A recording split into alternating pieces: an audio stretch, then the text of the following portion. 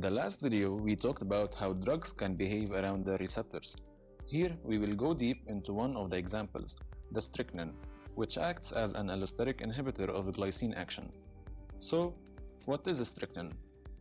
It is a highly toxic colorless and bitter alkaloid that is extracted from the seeds of the Strychnus nox vomica tree, where it is located in southern Asia, like India, Sri Lanka, and East Indies, and Australia.